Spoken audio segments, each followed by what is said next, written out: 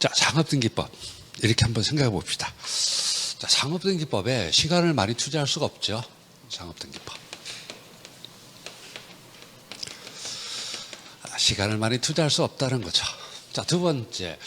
15문제. 이거 애매해요. 뭐 20문제, 25문제 정도면 그래도 열심히 해볼 텐데, 가등법은 10문제. 가등법은 뭐 그렇다 치고, 자, 이걸 어떻게 할 거냐는 거죠. 상업등기법이라고 했지만 상법 공부를 열심히 한다. 상법에 등기 말이 나오잖아요. 총칙에도 있고 회사법에도 있고. 요것만 가지고도 최소한 5문제에서 6문제는 풀 수 있습니다. 그러니까 상법 지식만 가지고도. 물론 이제 꼼꼼하게 보셔야 되겠죠. 상법. 그래서 그럼 이제 나머지를 볼 텐데. 근데 문제는 상업등기법이 이게 뭐 예규 선례라고 해가지고 아주 그 지엽적인 부분이 많아요. 자, 그러면 어떻게 할 거냐는 거죠.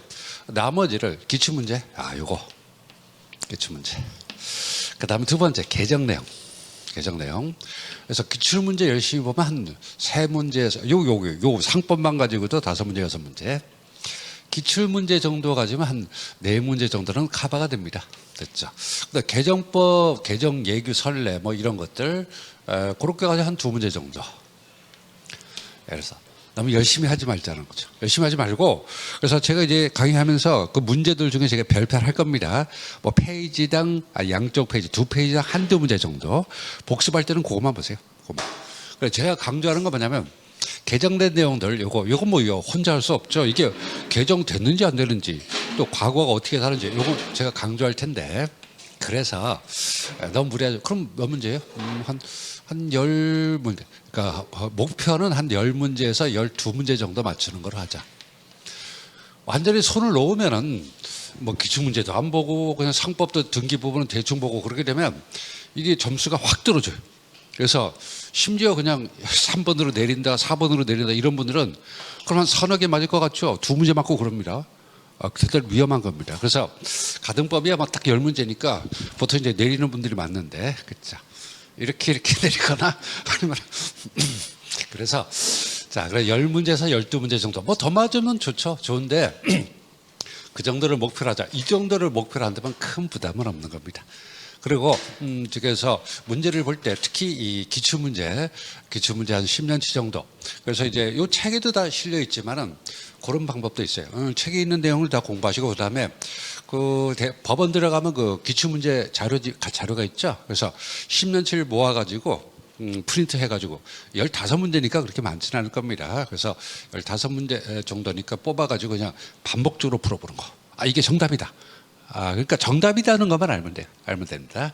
그렇게 해가지고 좀 너무 부담 갖지 말고 이게 가능하냐? 가능해요. 그냥 상법만 가지고도 웬만큼 답인 것 같다 이런 느낌을 받는 문제가 있는데 그래서 아예 공부 안 해도 한 뭐 빵점 나오지는 않지 않냐 하는 것들이 수험생들은 보통 요거 때문에 그래요. 상법만 제대로 알아도 회사법만 제대로 알아도 자 그래서 너무 무리하지 말고 특히 강의할 때 제가 그 해설 부분을 그 상법은 해설 부분을 딱 상법은 조문하고 판례밖에 없잖아요. 근데 이제 상업등기법은 그 예규 선례까지 있어가지고 거기서 제가 그 문제에 관련되는 부분을 아예 뽑아가지고 아주 잘라가지고 그 예규 부분을 집어넣었으니까 그렇게 보도록 하겠습니다. 그래서 제 개인적으로는 기출문제가 제일 중요한 것 같아요. 기출문제만 봐도 10문제 이상은 충분히 맞춥니다. 10년치 정도 기출문제만 봐도 10문제는 충분히 맞추니까 절대로 포기하지 마시고 이게 시험 보고 나서 이 한 문제가 아쉽다는 게 무지하게 그런 거예요. 보통 수험생들이 커트라인이 있으면 커트라인에 다 걸려 있어요. 커트라인 1점, 커트라인 이상의 1, 2점, 그다음 이하 1, 2점으로 다 걸려 있죠. 그 이상은 그냥 횡이에요. 합격자들도 거의 뭐 커트라인 부분에서 합격하는 거지 뭐 커트라인보다 5점, 10점 높은 사람들은 거의 없으니까 그래서 한 문제 한 문제를 소중하게 생각하시자 이 말이죠. 기출문제 이렇게 보시 바랍니다. 자, 그러면 교재를 보시 바랍니다. 자, 그럼 이제 1번부터 한번 차근차근 풀어보죠. 자, 1번 문제 별표. 그래서 한 2페이지당 한두 문제 정도 체크할 테니까 복습할 때는 그것만 보세요. 그렇게 보는 게 제일 좋습니다. 자, 그럼 이제 이거 최근에 개정된 내용입니다. 상업등기 규칙. 상업등기 규칙에서 사용하는 용어에 대한 정의 중 옳지 않은 것은 먼저 해설해 볼까요? 자, 보시면 상업등기 규칙에서 사용하는 용어의 뜻은 다음과 같다. 일단 1번 전산정보 처리 조직 그런 거 필요 없죠. 전산화됐다는 그 말이고 2번 인터넷 등기소 그것도 필요 없습니다. 상업 등기는 이제 인터넷으로 할 수 있는 필요 없고 전산화됐으니까 그래서 1, 2번은 그냥 전산화됐다. 상업 등기가 전산화됐다 그런 말입니다. 근데 지금도 방문 신청은 가능하죠. 방문 신청 가능하니까 전산화된 경우와 전산화로 방문 신청하는 경우는 전산으로 신청하는 경우는 두 가지가 있는데 자 4번 보세요. 4번하고 5번 묶으시고 다음 페이지 보시면은 인감증명서 밑줄 다음 페이지 보시면 전자인감증명서 밑줄 그래서 인감증명서는 그저 끝에 종이문서로 되어 있습니다. 종이문서로죠. 근데 인감증명서를 발급받으려면 뭘 해야 돼요? 인감을 날인해야 되는 거죠. 그래서 그 종이문서 밑줄 긋고 이때는 인감을 날인해야 됩니다. 자 다음 페이지 보시면 전자인감증명서는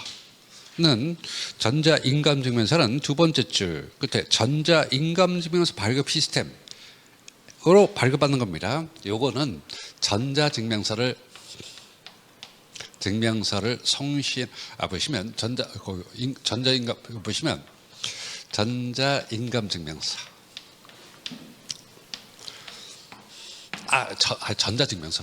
전자증명서를 송신한다 이렇게 되는 거죠. 그래서 인감증명서를 발급받으려면 인감을 날인한다.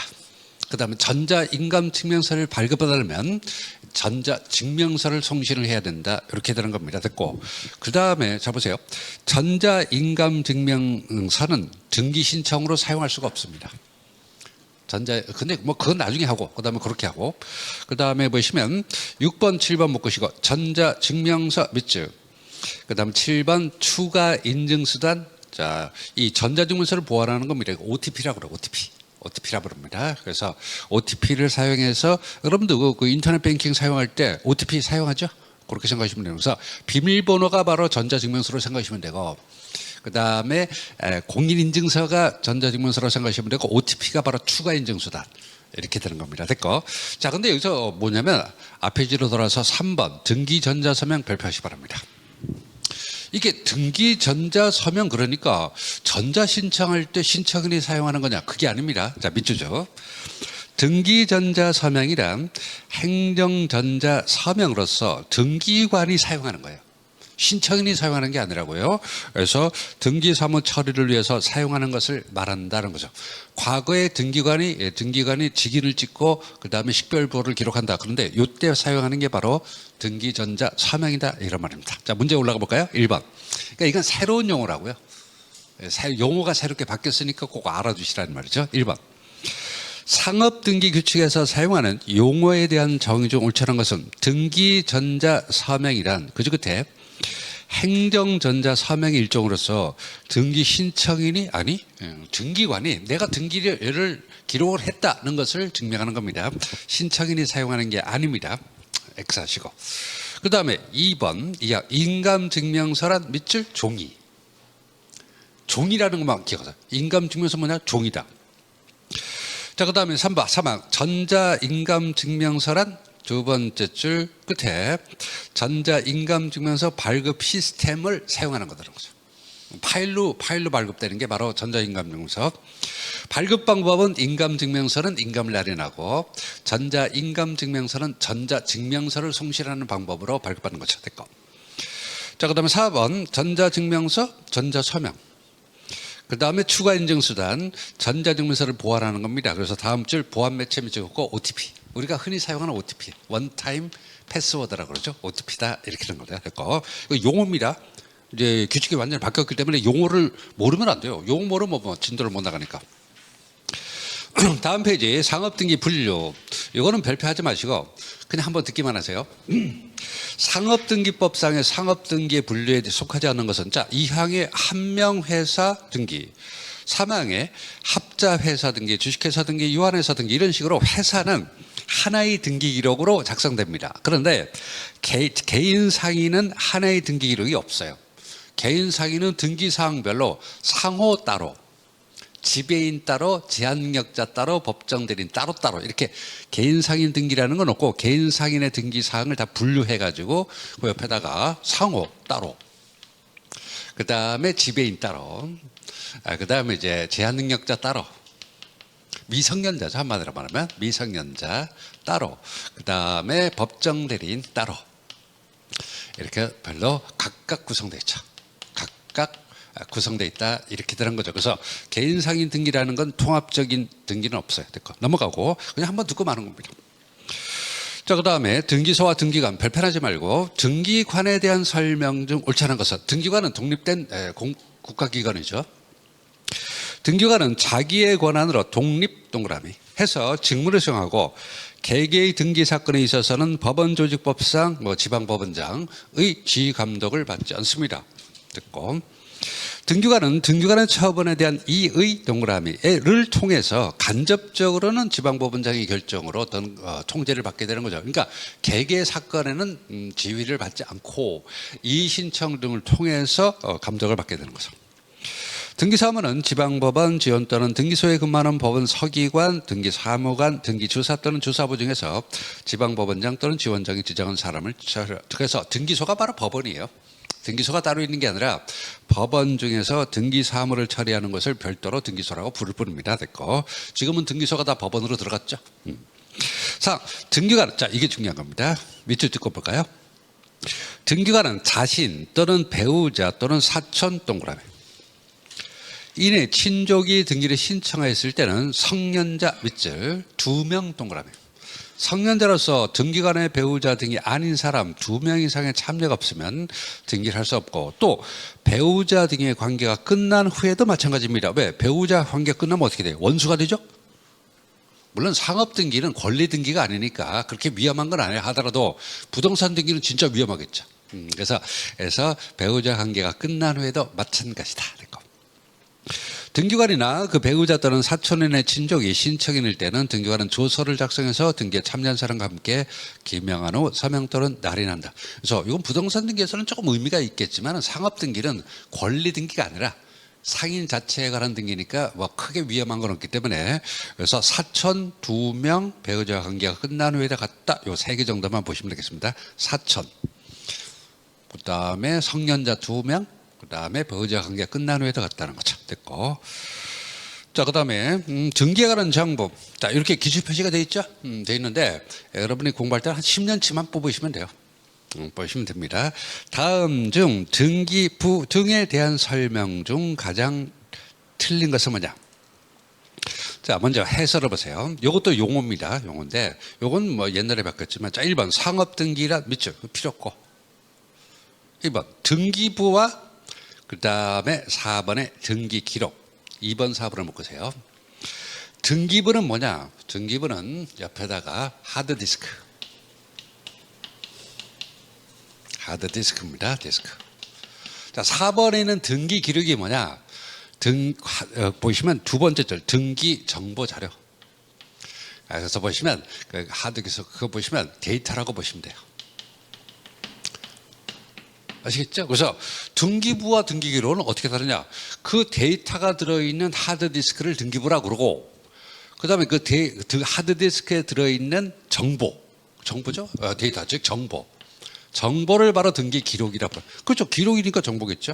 그 다음 보시면 2번 등기부란 뭐냐? 그죠? 그때 등기정보 자료를 대법원 규칙으로 정하는 바에 따라 편성한 것 동그라미. 그러니까 등기 정보 자료가 들어있는 하드디스크를 등기부라 부르고, 자, 4번 등기 기록이 뭐냐? 하나의 회사 합자조합 상호, 한 사람의 미성년자 법정 대리인 지배인에 관한 정보 자료가 기록이고, 그 다음에 그 자료가 들어있는 하드디스크를 등기부라 부른다, 그런 말입니다. 자, 그 다음에 2번에 등기부라고 돼 있죠. 등기부. 그 다음에 3번에 등기 부본 자료, 등기부 부본 자료 그렇죠? 등기부 부본 자료. 이 부본 자료를 보시면 만약 등기부가 손상을 입었다는 거죠. 등기부가 손상 입었어요. 그러면 등기부 부본 자료로 복구하는 겁니다. 그러니까 등기부 부본 자료 용도가 뭐냐? 왜 이게 백업이죠. 등기부 부본 자료는 등기부의 백업으로서 등기부가 만약 손상을 입었다 그러면 뭐로 복구하냐? 필요 없어요. 무조건 이거로 복구하는 거죠. 아시겠죠? 전선의원 책임관이 어떤 과거 등기부의 내용을 거기 찾아가지고 복구하는 게 아니라 요거로 복구한다고요. 등기부 부본 자료란 등기부와 동일한 내용으로 기록된 자료인데 요걸 가지고 등기부를 복구한다. 이렇게 보시면 되겠습니다. 됐고. 자, 그럼 문제 볼까요? 발표하지 마세요. 등기부의 부속 서류는 요건 조금 이따 따로 봅니다. 부속 서류는 다음 줄 법원 동그라미. 그 다음에 밖으로 동그라미. 부속 서류는 법원의 명령, 법원의 촉탁, 법관이 발부한 영장, 즉 법원이 개입을 해서 장소 밖으로 빼낼 수가 있다.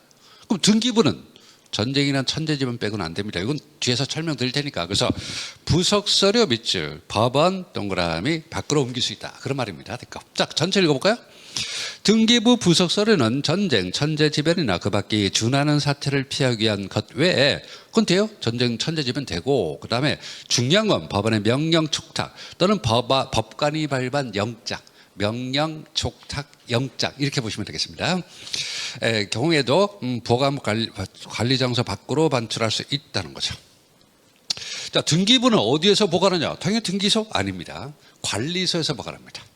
등기부는 절대로 등기소에서 보관하는 게 아니라 관리소에서, 뭐 등기부 중앙관리소 그럴 필요 없고 관리소에서 보관한다. 하나의 회사, 이 시험 나왔잖아요. 하나의 회사, 합자조합 상호, 한 사람의 제한 능력자, 법정 대리인 지배인에 관한 등기정보 자료를 뭐라 그런다고요? 자료는 기록. 자료니까 기록이죠. 그다음 편성된 이것은 등기부. 자료 동그라미 그다음에 등기부 X하시고 등기 기록이라고 부른다고요. 기록. 잘 알겠어요? 자료는 뭐냐? 기록. 자료가 기록이다. 그다음에 그걸 묶어서 편성한 것이 등기부다. 등기부의 전부 또는 일부가 손상되면, 자, 이게 손상됐어요. 등기부가. 뭐 이유가 있겠죠. 뭐 하드디스크가 깨졌을 수도 있고 하드디스크 멀쩡한데 데이터가 날아갔을 수도 있고 두 가지가 있겠죠. 그럼 어떻게 하냐? 이거로 복구한다고. 이거로. 그래서 등기부가 손상됐다. 다음 줄 등기부 부본 자료 가로로 되어 있죠. 이게 문제 잘못 낸 겁니다. 자, 보세요. 등기부의 전부 또는 일부가 손상되면 등기정보관리소 보관 중인 별도 등기부라고 돼 있죠. 근데 용어가 새로 만들어지면서 지금 뭐라고 부른다고요? 등기부 부본 자료. 이렇게 부르는 거예요. 그러니까 개정 과정에서 용어를 만들지 않아가지고 별도 등기부 말이 이상하죠. 별도 등기부란 말이 뭐냐면 등기부 부본 자료 똑같은 겁니다. 똑같은 거예요. 똑같은 거. 백업이다 보시면 되고. 조금 전에 그랬죠. 자, 개인 상인은 개인 상인 등기부라는 게 따로 없어요. 개인 상인은 상호 따로, 그 다음에 지배인 따로, 미성년자 따로, 법정 대리인 따로 각각 구성을 한다. 이렇게 되는 겁니다. 회사는 어때요? 회사 등기부 안에 상호가 있고 회사 등기부 안에 지배인이 있고 회사 등기부는 이 두 개는 없어요. 없습니다. 자, 그래서 미성년자 등기부, 법정 대리인 등기부는 개인 상인에 관한 것으로서 역시 상업 등기죠. 그렇죠? 개인 상인 등기부라는 건 없고 따로따로 있다고, 따로따로. 별도로 있다. 이런 말입니다. 됐고. 됐고. 이게 실제 시험에서는 딱 하나의 주제만 내지 않아요. 그렇죠. 한 문제당 딱 하나의 주제만 내는 게 아니라 한 두세 개 주제를 섞어서 문제를 내기 때문에 좀 종합적인 내용이 들어있죠. 자, 이렇게 보시면 되겠습니다.